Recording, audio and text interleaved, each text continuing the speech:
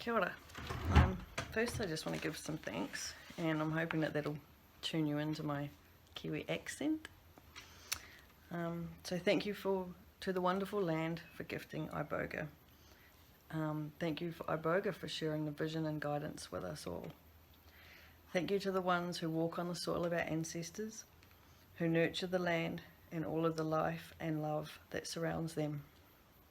I'm forever humbled to have been introduced to such a blessed, sacred and beautiful mystique. I have had life-enriching experiences, personally as well as when walking alongside others. The connections and conversations are beyond words. Thank you for the community that has been created from such majesticness, the friends I have met from this global connectivity. Thank you to all of the people who have contributed their time and energy to make this event happen. And thank you for allowing me to be part of the story and for giving me the space to share with you today. There are so many people that I'd like to acknowledge, but that would probably take the entire space you've given me. So I love you all and thank you for the influence that you've had in my life, the friendships, and for allowing me to be a part of the tribe. Kia ora. My name is Tanea Paterson. I'm a mother. I've been a conduit to people's wellness with Ibogaine. I'm a substance use practitioner, and I'm also a neurodiverse autistic or Asperger woman. I've been involved in Ibogaine treatment for a number of years here in New Zealand, presenting to health services, providing Ibogaine therapy, and working within the mainstream framework. A number of people I guided through Ibogaine detox participated in the MAP study, of which Dr. Jeff Nola was the principal investigator. The numbers of the study were low in terms of participants at only 14. However, at 12 months, over half of them were opioid free. Many of these had been on long-term methadone maintenance, with one having spent 27 years on the program. It's my dog jumping on my lap. Not all of the 14 were under my team's care. However, if I was to crunch the numbers of my clients alone, then the significance of the way that my team and I were working would be apparent, and I'll explain more as we go on. So a bit about how I got here. It was 2006 and Mr. Jason Happy and Ibogaine assisted me to cease dependence on methadone. And at that time, that was all I wanted, to stop relying on that powerful liquid to function, or whatever it was that I was doing at the time. My life at that stage was chaotic, not in the traditional drug chaos you imagine. It was the quiet nothingness chaos, the living just because I was alive, and the not really doing anything kind of chaos. People who are in this nothingness and stagnation are often great candidates for Ibogaine. These are often the people who have nothing to lose, often nothing to spend, but tons of motivation and readiness to change. So I ended up having the hugest bearing on my wellness was the deep introspection that Ibogaine shared with me. I went from feeling helpless, hopeless, and nothingness to being filled with warmth, love, and appreciation for simply being alive. However, no matter how mind-blowingly amazing that part is, it will rarely last long without personal input and grit. I had no therapy plans in place for pre or post Ibogaine detox. Although I did have a very open and supportive counsellor at the drug clinic, and some close family and friends. None of us really knew what to expect from the treatment. We did not know to expect this clear field of possibilities, physically, spiritually, and psychologically. Therefore, I had no relapse prevention plans. I had not developed any self-rediscovery plans. I simply wanted off that shit. Now, this is true of many people that we work with. Post-Ibogaine is a great opportunity in terms of psychological, social, spiritual, and physical openness. Without considering and planning for this, you may miss some golden opportunities for growth. Understanding this was the catalyst for my powerful urge to develop a process for others seeking wellness with Ibogaine. There are many existing frameworks that can be used to make an individualized treatment plan. Firstly, and most importantly, is a comprehensive assessment. This way you get to know who this is seeking your guidance, and they get to know you, which builds a therapeutic alliance before embarking on the Ibogaine experience. We put the person at the helm and gave them an extended period of preparation. This time gave space for them to make positive changes prior to ingesting the Ibogaine. And no matter how unassuming that these changes were, they reminded people that they are able to move and adapt themselves. It told them that this process was under their power, and it gave them self-efficacy. So focusing at least 6 weeks of time to prep before embarking on the Ibogaine experience has an influence on their determination. This way, Ibogaine is not being used as an emergency intervention that you can buy, but rather a guide and partner to wellness that requires your time and energy as an investment. So keeping in mind how much energy and time the person is likely invested in their drug use to achieve the level of dependence that they're at. And notably, this extended assessment and preparation process has a self-selection aspect. Having a process where people had some work to do before ingesting the Ibogaine meant the only ones who were prepared to put the grit into it were the ones who received the treatment. The significance of this is shown in the outcomes of the people under my team. Every one of my study participants, bar one, had positive long-term outcomes post 1 dose of Ibogaine. Many people assumed these were handpicked for the study in order to prove Ibogaine's worth, when in fact these were the entire catchment of people receiving treatment or receiving Ibogaine in that time period under my team. They had in effect self-selected based on their willingness to make positive change in their lives, and also by being patient, honest, and prepared to do some work themselves. So my philosophy is that the person is the one doing the work. They are supported by a team of empathic, intuitive, and skilled people. The team helps them to integrate the experience of before and after the Ibogaine ingestion. We use models such as motivational interviewing, cognitive behavioural therapy, Te Whare Tapawhā, relapse prevention plans, Narcotics Anonymous, to name a few. When you hear people say that Ibogaine didn't work, what this really means most often is that they, their team, and their treatment plans did not work. Or in fact, they didn't have any plans at all except to eat the root. The Ibogaine will always give you something. The Ibogaine always shifts something, but it will not do all of the work for you, and it isn't fair or reasonable to expect it to. The assessments I use are 27 pages long. They cover drug use, legal or otherwise, psychological background, and current motivation for change, family and social background. This would include building a genogram to highlight any family patterns, positive or otherwise. The assessment also investigates the person's physical health and what the person's hopes and dreams are. There is an art to gathering this information and creating a plan that is realistic, measurable, and meaningful for them. Everybody needs something different, as they travelled different paths to get to where they are. Once you build up a menu of options and networks of therapists of all kinds, then you can get really creative and design a unique wraparound care for the person. These are some of the most valuable things I learned during my formal training. Now, I steer away from the word addiction now, as I find it is a discriminatory word. It's a subjective label of a snapshot in someone's lifetime. The word can be isolating and stagnating. Addict has a negative power towards the person being described. Tanea is an addict, she is addicted, she suffers from addiction. It's deficit-based language. When I describe my qualifications, I refer to myself as a substance use practitioner. So that's the semantics out of the way. Thank you for your patience.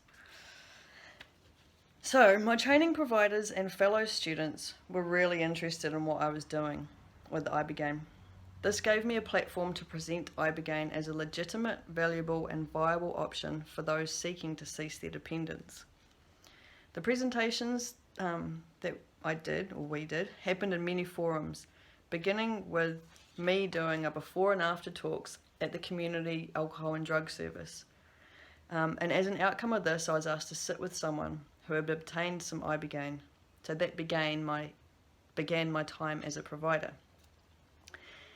Then in 2009, we had a New Zealand-wide fora thanks to Dane Beale's support. This was with Anwar, Marie Cotter, Jason, Rocky, Mary and Anna.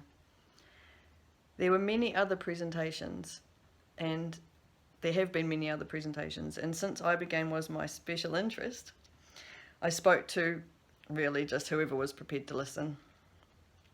So Ibogaine had so much exposure here that the government medicine regulatory group, MedSafe, decided to schedule Ibogaine as a non-approved prescription medicine. So in New Zealand, from February 2010, any doctor can prescribe Ibogaine. The proviso is that the doctor gives their patient sufficient information regarding risks and benefits of treatment. There are no regulations around the patient being in a residential care facility or around assessment, treatment and aftercare. The move was seen as progressive and a way to increase safety. However, as it doesn't require any protocols aside from the doctor writing a prescription, I would really hesitate to say it has done so far. Ibogaine has been prescribed by GPs who have failed to understand the risks or the process, and they've written a prescription for Ibogaine and released it with no treatment plan in place, even allowing people to self-treat at home. Ultimately, this type of not there so don't care behaviour becomes a backward slide for Ibogaine in New Zealand. Negative results such as poor treatment outcomes, medical issues that have not been investigated, and if we had a fatality. Unfortunately, this has taken what was seen as a risky but worthwhile option back to a too risky, scary and unsafe one. These setbacks turned Ibogaine from a potentially mainstream option back to being considered too risky, with fatality as a potential price tag. Of course, I acknowledge that there are risks. However, with care and thoughtful planning, you can significantly reduce these. With New Zealand having such a small population, strong social service and medical networks, there has been significant damage. Notwithstanding this, Ibogaine is still prescribable by a medical doctor and available as a self-funded treatment option. However, currently there are no active providers working with it. My hope for the future would be that the prescription status also held the proviso that the provider, along with the prescribing doctor, must adhere to a series of steps when offering Ibogaine. Ideally, it would be necessary to follow a set of guidelines and risk management plans in order to write a prescription for Ibogaine for substance detox. So there are a number of reasons why I'm not currently providing Ibogaine treatment. I'm a single mum, so I have huge family commitments. I homeschool my son, and I'm increasingly involved in the neurodiversity movement. Neurodiversity acknowledges and accepts neurological differences, including autism, bipolar, ADHD, and other neurotypes, as a natural human variation rather than a pathology or a disorder. This growing area of understanding has parallels and crossovers with the psychotropic and therapy communities for a number of reasons. One is that there is a high rate of dependence in these neurotypes. Therefore, it is worth considering these things when assessing a person for treatment. So I was formally identified as autistic last year after a lifetime of difficulties. Some of these challenges had a catalyzing effect on my psychological health and substance use. Interestingly, I had a very extreme and prolonged reaction to the Ibogaine. So neurological differences, as well as the CPY450 enzyme, have interesting influences on metabolism, effect, and experience. This is enough to warrant these things being considered in a pre-treatment assessment. So, ultimately, whānau commitments, taking time for self-discovery and care for my children, led to a lack in energy and that energy that would have been required to repair the image of Ibogaine here. We did not have a clinic or a permanent full-time team, and I relied heavily on the goodness of people's hearts to sponsor time, energy, and funding to the cause. The constant fear and negativity surrounding Ibogaine at that time was simply too overwhelming. I guess you could say I felt stuck. I hit a wall and my depleted energy stopped me from climbing back over. And at the same time, my family's needs grew, so that was where my focus needed to be. So Ibogaine is a massive thing to be immersed in, and you benefit from having a welcoming and accepting community surrounding you. And this is also very important for acceptance, understanding, and self-care for the provider and their team. Like, I think it's really great that there's a panel specifically to talk about this at this conference.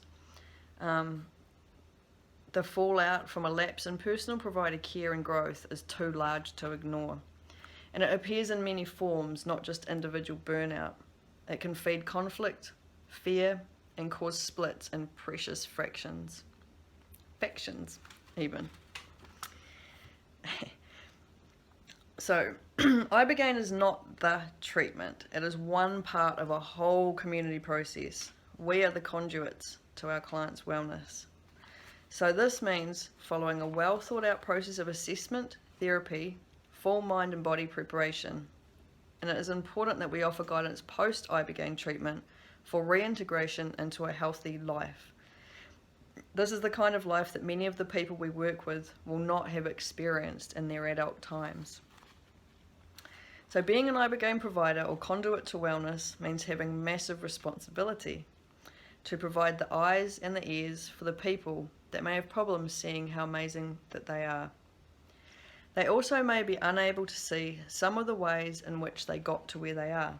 They may have trouble seeing how they can improve and enhance their natural abilities in order to maneuver gleefully in the world. So to wrap it up, the New Zealand experience has been a progressive move towards integration and acceptance. Working with Ibogaine legitimately within an existing health system was unique. Although there are great things happening in Brazil, it's definitely a place to watch. The prescription status, when used with clear process, mindfulness, and respect, provides so much more than simply take a few of these and lie down.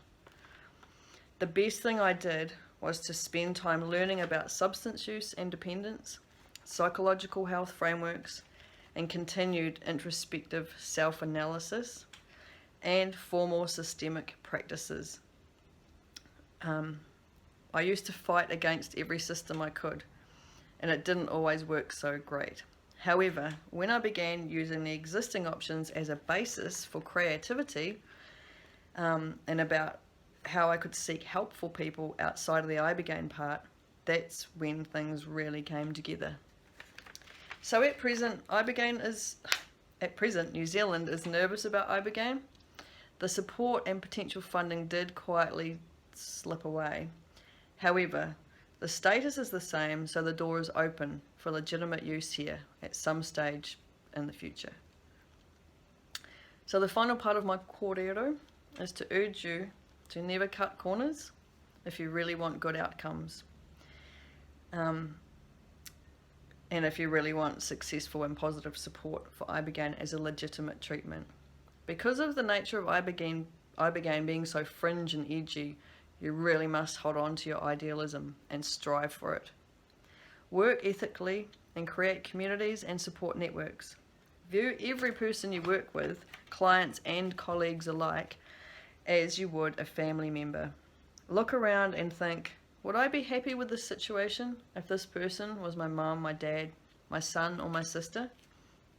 Stay open to others' opinions, experiences, and neurotypes. Stay kind, stay creative, and always honour the origins of Iboga. Kia ora. Enjoy the rest of your time over there together.